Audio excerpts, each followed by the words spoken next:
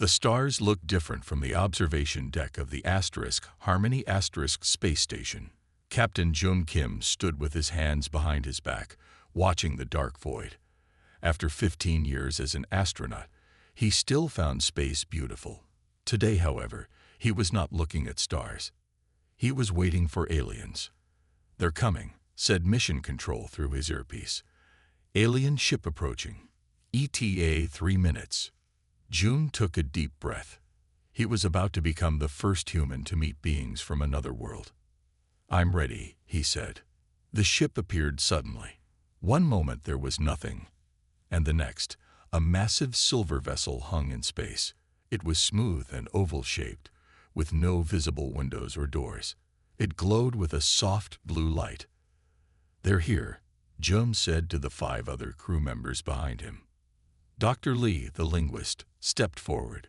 "Remember the greeting we practiced." The alien ship sent out a beam of light that connected with the Harmony. The space station shook slightly. "They're docking," said Engineer Park. A circle of light appeared on the wall of the observation deck. It grew wider until it became a doorway. 3 tall figures stepped through. The aliens were nearly 7 feet tall. They had gray-blue skin and 4 arms.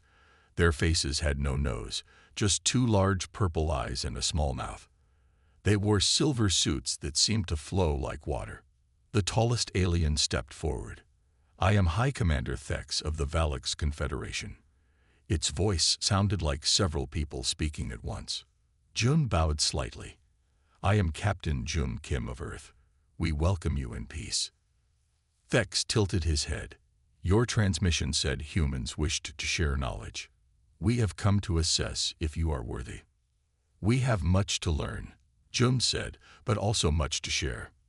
Thex made a sound that might have been a laugh. "Your species is young. We have visited 1,000 worlds. We have technologies you cannot imagine." For the next 3 hours, the humans showed the aliens their science, art, and history. Dr. Lee explained human languages. Engineer Park demonstrated Earth's best technology. Dr. Yun shared human medicine and biology. The aliens watched without much reaction. Sometimes they spoke to each other in their own language, a series of clicks and hums.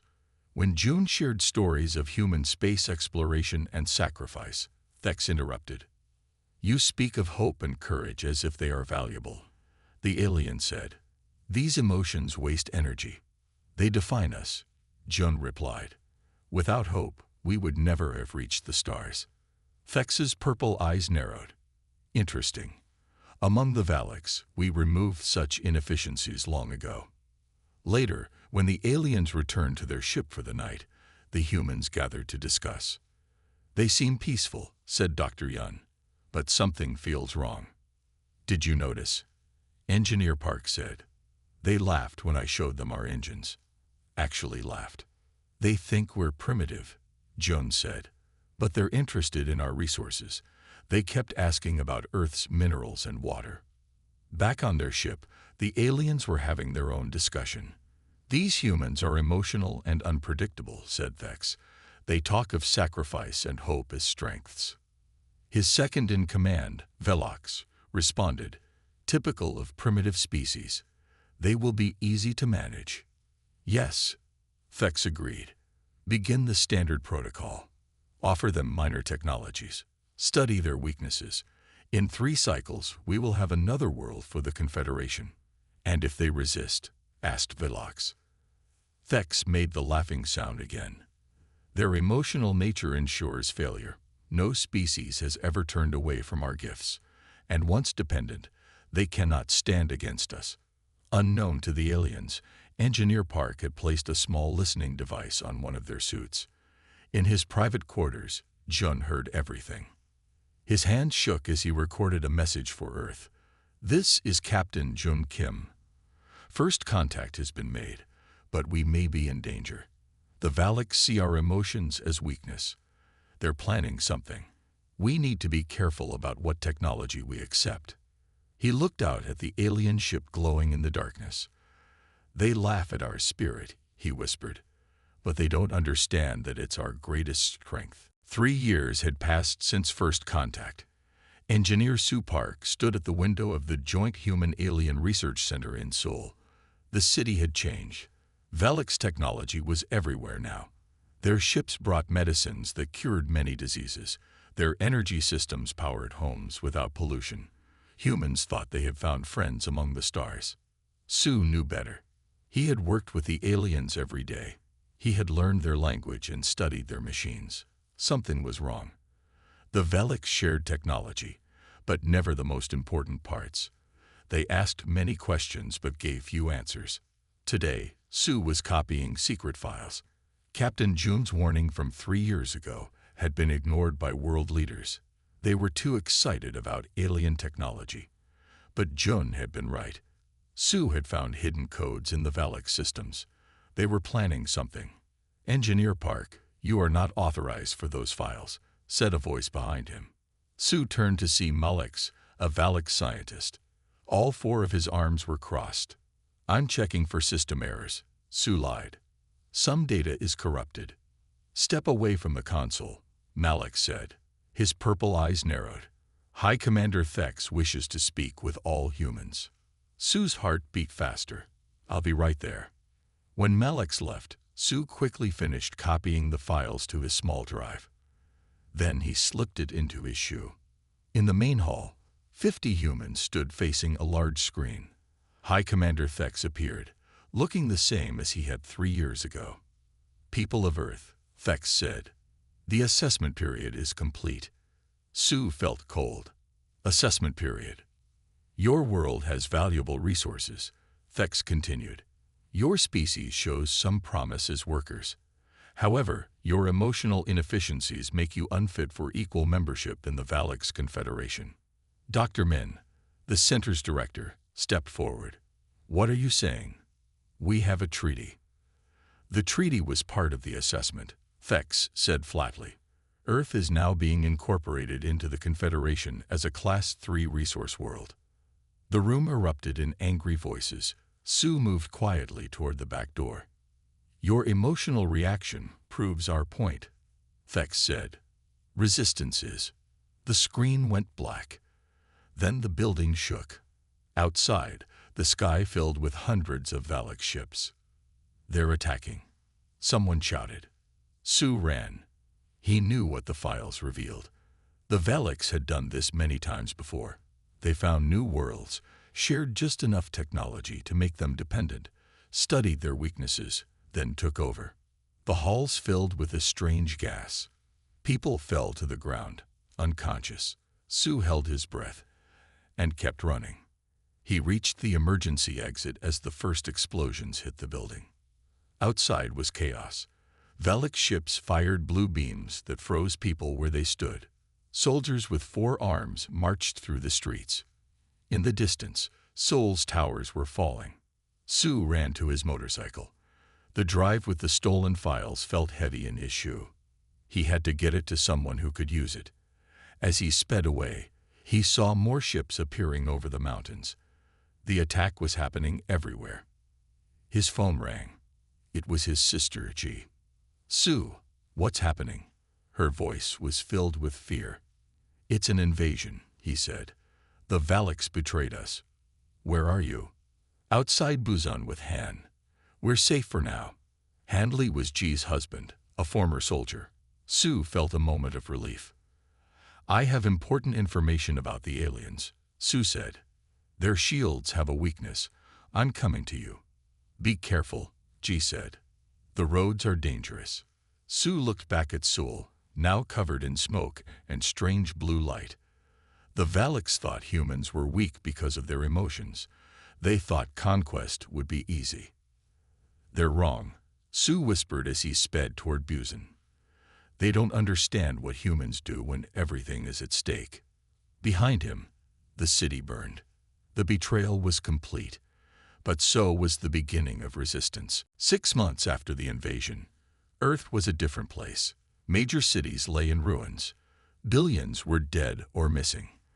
The Valaks controlled the skies and most large towns. They took Earth's resources and sent them to their ships. In the mountains outside Busan, Major Hanley watched the alien patrol through his binoculars.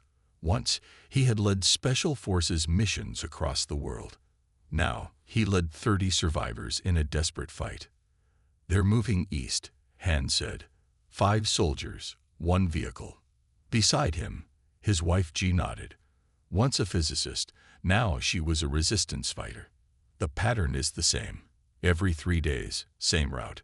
Han lowered the binoculars. "The Valaks never change their plans. That's their weakness." They climbed down from their lookout and returned to the cave system that was their home. Inside, people prepared weapons, cooked food, and worked on equipment. In the largest cave, Sue Park bent over a workbench. Parts of alien technology were spread around him. "Any progress?" Han asked. Sue looked up with tired eyes. "Yes, the files I took from Seoul helped. Look at this." He pointed to a screen showing wave patterns. Valak shields work by predicting energy patterns and blocking them. They're designed to stop logical attacks. "What does that mean?" Han asked. Jai stepped forward. "It means they can't handle chaos. They can't predict the unpredictable." "Show him," Sue said to Jay. Jay picked up a small device. "We captured this from a patrol. It's their shield generator." She turned it on, and a faint blue field appeared around it. Then she took a normal gun and fired at it. The bullet stopped in midair. "Now watch this," she said. She picked up a different weapon, a human gun but with wires and strange parts attached to it. When she fired, the bullet passed through the shield and hit the wall behind it. "How?" Han asked, amazed. "The gun is connected to this," Sue explained, pointing to a small box with wires. "It reads emotional patterns from the person holding it and adds those patterns to the bullet's energy. The shield can't predict it." "Emotional patterns?" Han was confused. "Yes," G said. "The Valaks think emotions are a weakness. Their shields are designed to block logical, predictable attacks. They can't handle the chaos of human feelings." Han thought for a moment. "So if we fight with emotion, with unpredictability, we might have a chance." "Exactly," Sue said. "But we need more of these devices, and we need to test them in a real fight." That night, Han called everyone together. 30 faces looked at him in the firelight. Some were soldiers like him. Others were teachers, doctors, or students. All had lost someone to the Valaks. "We have a way to fight back," Han told them. He explained what Sue and G had discovered. "The Valaks think our emotions make us weak, but they're wrong. Our feelings, our hope, our anger, our love, these might be our greatest weapons." A young man named Tai stood up. "My family is in a work camp near the old port. We could free them with these weapons." "It's too risky," Han said. "We need more devices first." "I can build 5 more by tomorrow," Sue said. "No more. We don't have enough parts." Han thought carefully. A raid might get them more alien technology, but it could also get them killed. He looked at the faces watching him. They needed hope. "Tomorrow night," he decided, "we hit the patrol we saw today. If it works, we go for the port next." As the group broke up, Jay came to his side. "It's a big risk," she said. Han nodded. "Every resistance starts small. The Valaks expect us to surrender or die. They don't expect us to keep fighting." "They don't understand humans," G said. Han smiled for the first time in months. "No, and that will be their downfall. They laugh at our spirit. Let's show them what human spirit can do." The captured Valak soldier sat perfectly still. Its 4 arms were tied behind its back. Its purple eyes stared straight ahead, showing no fear. Captain Da Kim paced around it. Once, he had worked in military intelligence. Now he was trying to understand an alien mind. "Why does the Confederation attack peaceful worlds?" Day asked. The alien didn't move. "Valaks does not attack. We incorporate. We improve. We bring order." Dr. Jai entered the cave room. She carried a small device she had built from Valak's parts. "This might help," she said to Da. It's a translator, more accurate than trying to speak their language. Day nodded. Ask it about their weaknesses. Jai placed the device on the table. Tell us about the Valak shields, she said. The alien finally showed emotion. Surprise. How do you know about our shield technology? We know more than you think, Ji said. We know they have trouble with unpredictable patterns. The alien was silent for a long time. Then it spoke. Valak's technology is perfect. It operates on logic and order. Chaos is inefficient. Like emotions, Dai asked. Is that why you think humans are weak? Emotions waste energy, the alien said. A species that relies on hope, love, and sacrifice cannot advance. These are evolutionary flaws. Jai and Da looked at each other. They were beginning to understand. How many worlds has the Confederation conquered? Ji asked. 43 worlds are now part of the perfect order. The alien answered with pride. Emotional species are easily defeated. They act irrationally. They sacrifice themselves. They hope when there is no logical reason for hope. Later, Ji met with Han and Sue in the main cave. She told them what they had learned. The Valaks can't adapt quickly, she explained. They follow strict plans. They don't understand why we keep fighting when the logical choice would be to surrender. Their strength is also their weakness, Han said. They expect us to be predictable, to give up. Sue was working on more weapons. The emotion-powered guns work, but we need something bigger, something that can affect their ships. What about their command structure? Han asked. Who makes decisions? She thought about what the alien had told them. They follow orders exactly. Lower ranks never question higher ranks. They have no imagination, no creativity. So if we take out their commanders, Han started. The soldiers won't know what to do, Dai finished. They'll wait for new orders instead of adapting. That night, Han spread a map on the floor. It showed Busan and the surrounding areas. Red marks showed Valak bases. Here's what we know, he said to the gathered resistance fighters. The Valaks think in straight lines. They can't handle the unexpected. They think our emotions make us weak, but those emotions help us do things they can't predict. He pointed to a small base near the coast. Their patrol ships launch from here. They follow the same route every time. They never change their plans. What are you thinking? Tai asked. Han smiled. I'm thinking we need to be unpredictable. We need to use what makes us human. A trap, Ji suggested. Yes, Han said, but not the kind they would expect. The Valaks think we'll attack directly because we're angry. They think we'll charge in without thinking. But we won't, Sue said, understanding.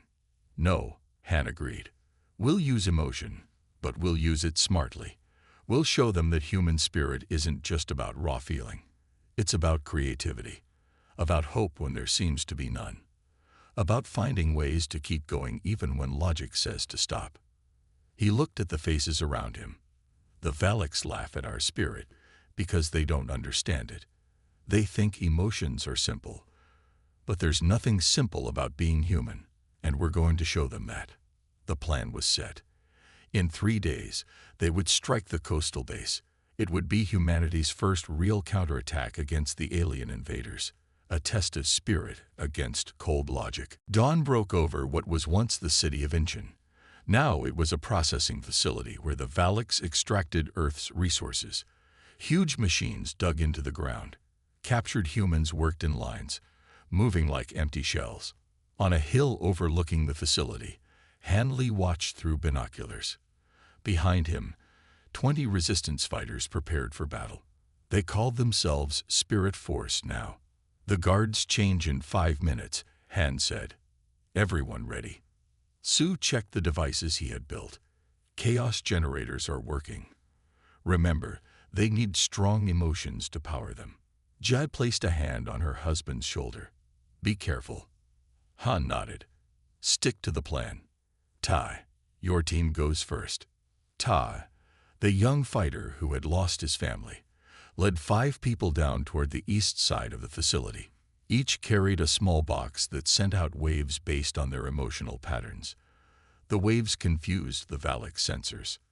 Han watched as they reached the fence without being detected. First step complete. Team 2, go, Han ordered. Day led another group toward the west side. They planted larger devices that Su had built. These would disrupt the Valak's communications when activated. The sun rose higher. It was time. Activate the disruptors, Han ordered into his radio. Across the facility, the devices came to life. The effect was immediate. Alarms blared. Valak soldiers ran in confusion. Their orderly world was suddenly in chaos. Now, Han shouted. His team rushed forward, weapons ready. The Valaks tried to form a defense line. They raised their shields, expecting a direct attack. But the resistance fighters didn't attack directly. They'd moved in strange patterns, seeming to retreat, then advance from unexpected directions. Han fired his emotion-powered gun. As he pulled the trigger, he thought of Earth before the invasion, of his home, his family. The bullet carried these emotions with it and passed through the Valak shield, as if it wasn't there. The alien fell. Others turned to fire back, but they were confused. Their enemies weren't behaving logically. Keep moving, Han shouted. Don't be predictable.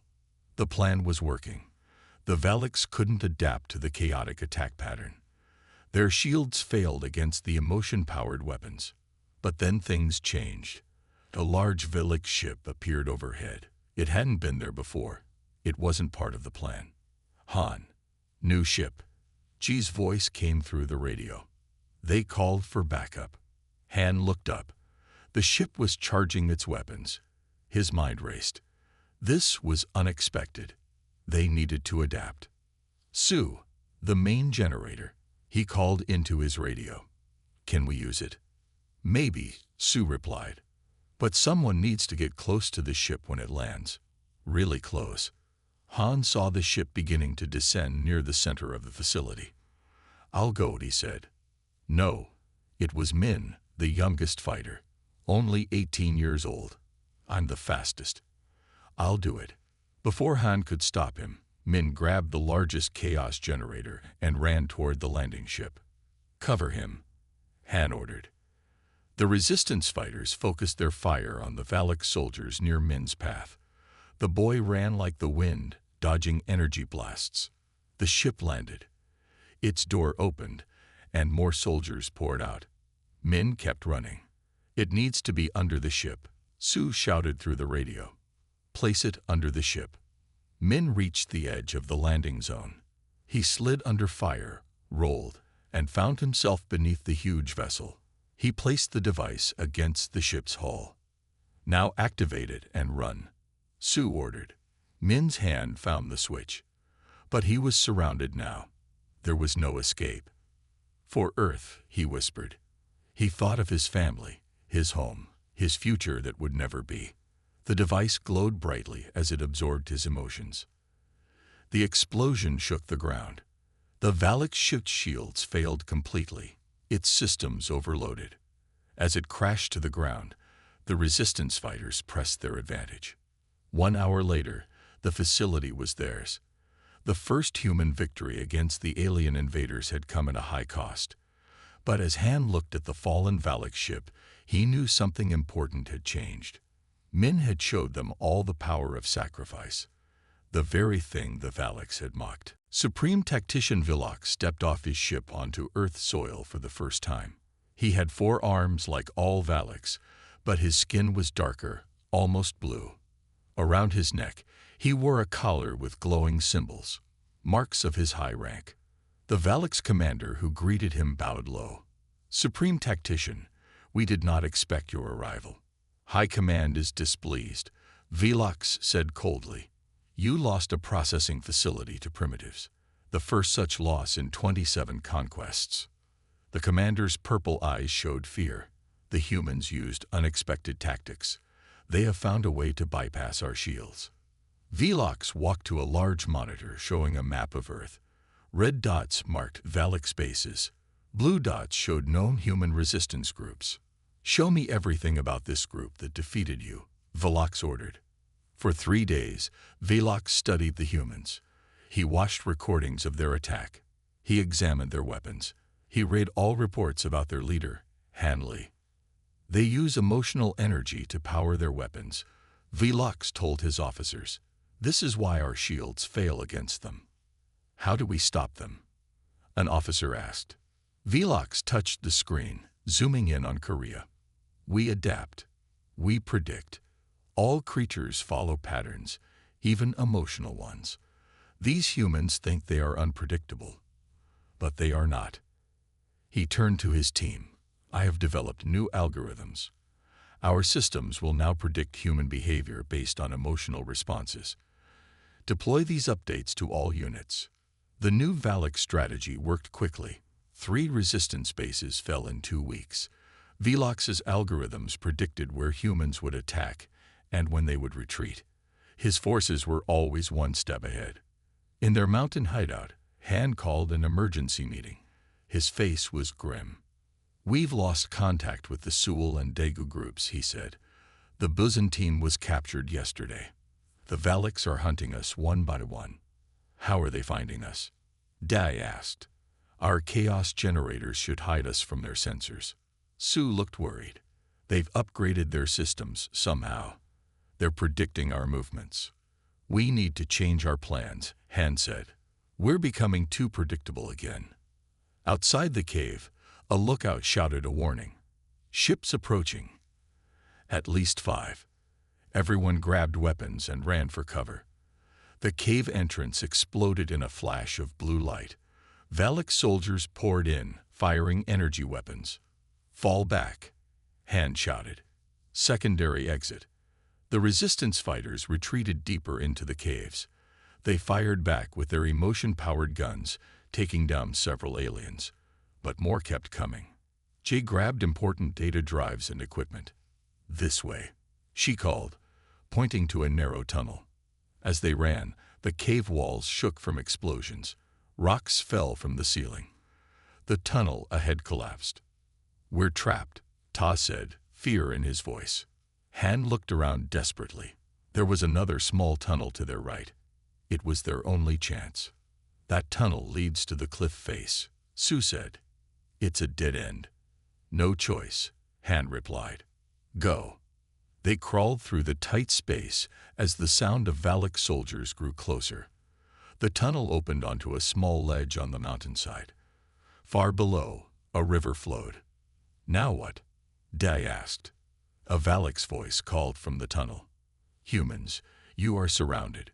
Surrender now, or we will execute 50 prisoners from the work camps." Han's face went pale. The Valaks were using human shields. "This is Supreme Tactician Velox," the voice continued. "You have 30 seconds to decide." Jai looked at her husband. "What do we do? If we surrender, they'll kill us anyway. But if we don't..." Han's voice trailed off. Inside the mountain, Velox smiled. His algorithms had predicted this perfectly. The humans would surrender to save others. Their emotional weakness, compassion, would be their downfall. But then something happened that Velox's algorithms had not predicted. "We don't surrender," Han called back. "And we don't retreat." He turned to his people. "The Valaks think they understand us now. They think our emotions make us predictable. Let's show them how wrong they are." His eyes burned with determination. "They've learned to predict our tactics, but they still don't understand our spirit." 1 year had passed since the invasion began. The resistance had grown from Han's small group to a worldwide network. People called it Spirit Force now, and its symbol, a human hand holding a star, appeared on walls across Earth. In their new base deep under the mountains, Su and Ji worked side by side. The lab was filled with a mix of human and Valak's technology. "It's ready for testing," Ji said, connecting wires to a round device on the table. It glowed with a soft blue light. Su nodded. "If this works, it changes everything." The door opened and Han entered. He looked older now, with a scar across his face from a close battle, but his eyes still burned with hope. "The teams are in position worldwide," he said. "London, Cairo, Sydney, Rio. They're all ready. What about the device?" G took a deep breath. "We're calling it the Soul Core. It doesn't just use emotional energy like our weapons. It actually channels human emotions directly into power." "Will it work against the mothership?" Han asked. "If we can get it on board," Sue said. "But the mothership is in orbit. We can't reach it." "Maybe we can." A new voice spoke from the doorway. They turned, shocked. Captain Jum Kim stood there, thin and tired, but alive. The man who had first met the Valaks 3 years ago had been missing since the invasion began. "June." Han rushed to embrace his old friend. "We thought you were dead." June smiled weakly. "Nearly was. I've been a prisoner on their mothership. Escaped last week." They gathered around as June explained. After the invasion, he had been taken to the Valaks mothership for study. He had pretended to cooperate while secretly gathering information. "I found their weakness," June said. He pulled out a small data device. "The mothership controls all Valaks operations on Earth. It's their central hub. And I have the codes to get inside." Jai looked at the data. "This is amazing. Layout, security systems, patrol schedules. But how do we get there?" Sue asked. "We can't reach orbit." June smiled. "Every 10 days, they send transport ships between Earth and the mothership. The next one leaves tomorrow from their base in Japan." Han's mind raced with possibilities. "If we capture that transport, we can reach the mothership," June finished, "and plant the Soul Core at its heart." That night, leaders from resistance cells worldwide joined by secret communication. Han explained the plan. "This is our chance," he told them. "A global attack to distract the Valaks while a small team boards the mothership." "The Valaks Eye predicts our moves now," said the leader from London. "How do we surprise them?"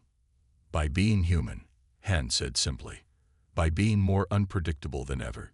Each team will create their own unique attack plan. The Valaks can't predict what they don't understand." The next day, as the sun rose, attacks began worldwide. In London, fighters rode horses through the streets, confusing Valak sensors. In Cairo, they used ancient tunnels the aliens didn't know existed. In Rio, they launched attacks from the sea. Meanwhile, Han led a small team toward the Japanese base. June knew the access codes. Sue carried the Soul Core. Jay had weapons ready. As they approached, alarms blared across the base.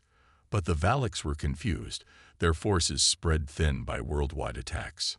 "Now," Han ordered. They raced toward the transport ship. Valak soldiers fired, but the humans moved in strange patterns, impossible to predict. Their emotion-powered weapons cut through alien shields. They'd reached the ship. June entered the codes. The door opened. "Get in," Han shouted. As they boarded, Sue looked back at Earth. "Do you think the others will succeed?" "They don't need to," Han said. "They just need to keep fighting, keep being unpredictable, keep showing the Valaks what human spirit really means." The ship's engines fired. They rose into the sky, toward the massive mothership hanging in orbit, toward the heart of the Valaks invasion. "The Valaks think they understand us now," Han said quietly.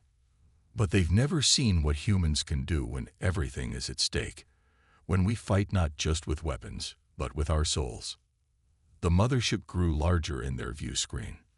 The final battle was about to begin. The stolen transport ship docked with the Valaks mothership. Alarms blared, but the aliens were confused. According to their systems, this was an authorized vessel returning on schedule. "We have 10 minutes before they realize something is wrong," Jun said as the docking door opened. Han led the way, weapon ready. The mothership was massive, with long corridors that glowed with strange blue light. It was eerily quiet. "Where is everyone?" Sue whispered. "Central Command is using all forces to fight the global attacks," June explained. The ship is running on minimal crew. Jay checked the small device in her hand. We need to get to the core chamber. It's 20 levels down. They moved quickly through the ship. June's knowledge guided them past security systems. When they encountered Valak soldiers, their emotion-powered weapons cut through alien shields like they weren't there. In Central Command, Supreme Tactician Velox received disturbing reports from Earth. The humans were attacking everywhere at once, using tactics his algorithms couldn't predict. Some rode animals into battle. Others used ancient weapons alongside modern ones.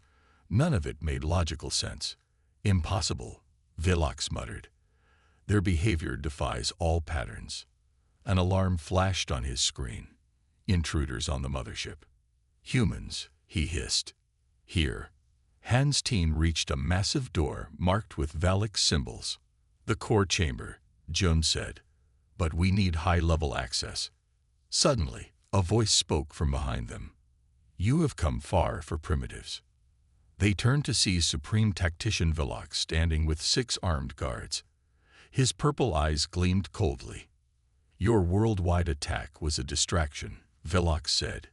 Clever, but futile. You cannot possibly understand our technology enough to damage this ship. Han stepped forward. We understand more than you think. Velox studied them. Ah, the famous spirit force. We have studied your emotional patterns. You value sacrifice. You are willing to die for your cause. That's right, Han said. Such waste, Velox said. To throw away lives for an impossible goal. This is why emotional species always lose. You still don't understand, G said. Sacrifice isn't a waste. It's the greatest gift we can give. Velox raised his hand. The guards aimed their weapons. Your emotional speeches won't save you. Surrender now. Han looked at his team. They had prepared for this moment. Without words, they knew what to do. Now, Han shouted. Su threw a small device that released a blinding flash. Han and Ji fired their weapons. 2 guards fell. June rushed Velox directly, surprising the alien commander. In the chaos, Su reached the door controls. Using the knowledge June had stolen, he bypassed the security. The door to the core chamber opened. Inside, a massive crystal pulsed with energy, powering the entire ship. Get the soul core in place, Han shouted as he fought off another guard. Su ran toward the crystal, the soul core in his hands. Behind him, Jib provided covering fire, but more Valak soldiers poured into the room. June was locked in combat with Velox. The alien was strong, but June fought with desperate energy. Han, he shouted. I can't hold him. Han looked around. The situation was growing hopeless. More soldiers were coming. They couldn't reach the crystal. Then he remembered Min's sacrifice at Incheon. One person could make the difference. Su, Han called. The launcher. Su understood immediately. He attached the soul core to a small launcher they had brought. It was designed to fire the core directly into the crystal from a distance. Han took the launcher. Get to the transport ship. I'll join you if I can. Han. No, she cried. Trust me, Han said, looking into her eyes. We need to be unpredictable, remember. As the others fought their way back toward the exit, Han moved to a better position. Velox broke free from June and saw what was happening. Stop him, the alien commander shouted. Han was hit in the shoulder by energy fire. He fell to one knee, but kept the launcher aimed. He thought of Earth, of all they had lost, of all they fought for. His emotions flowed into the soul core, making it glow brightly. This is what you never understood, Han said as Velox rushed toward him. Our spirit isn't a weakness. It's our greatest power. He fired. The soul core shot across the room and embedded itself in the crystal heart of the mothership. The soul core pulsed with bright light as it merged with the crystal. Human emotion, hope, love, courage, sacrifice, flowed into the heart of Valak's technology. The mothership shuddered. Lights flickered. Alarms blared. Supreme Tactician Villox stared in disbelief. What have you done? Han smiled through his pain. Something you could never predict. The crystal began to glow with new colors, not just blue, but red, yellow, purple, green. The colors of human emotion.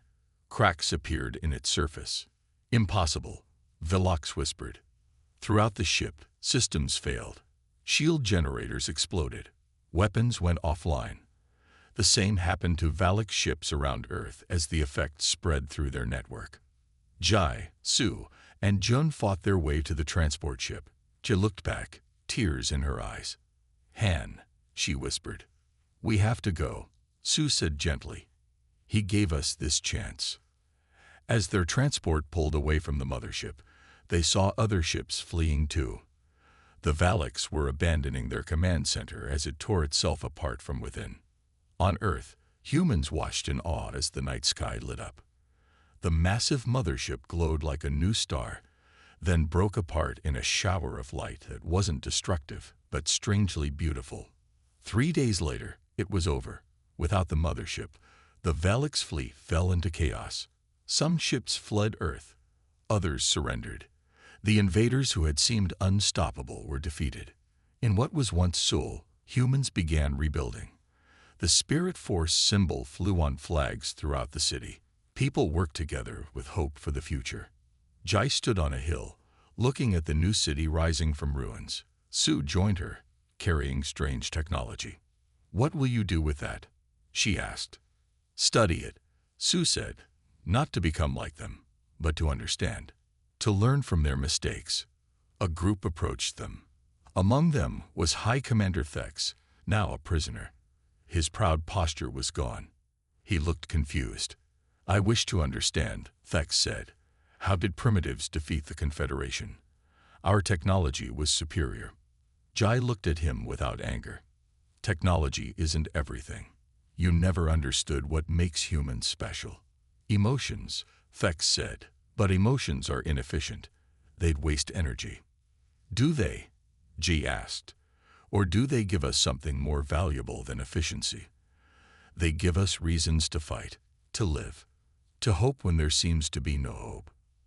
Thex was silent for a long time. Perhaps there is something to learn here. 1 year later, a new council gathered in the rebuilt United Nations building. Representatives from Earth sat alongside delegates from other worlds, planets the Valaks had conquered and now were free. Su presented the new technology he and other scientists had developed. It combined the best of human creativity with alien efficiency. Not weapons, but tools for healing the planet. We call it spirit tech, he explained. It channels human emotion into creation instead of destruction. Jai stood at a podium, addressing the council. Behind her was a large memorial wall with thousands of names. Han's name was there. So was Min's, and Captain Jum's, who had died helping others escape the mothership. They laughed at our spirit, Ji said. They thought our emotions made us weak. But in the end, it was our spirit that saved not just Earth, but all the worlds under Valak's control. She touched the memorial gently. We don't seek revenge. We seek understanding. The Valaks feared emotion because they didn't understand it. We will show them, and all other species we meet, that the heart can be as powerful as the mind. As night fell, people gathered in cities around the world. They held lights that glowed with the same colors that had filled the mothership in its final moments. The lights reached toward the stars, a message of hope, of strength, of human spirit. And somewhere in the universe, other beings saw those lights and wondered about the species that had done what no one thought possible. The species whose spirit had turned the tide of war.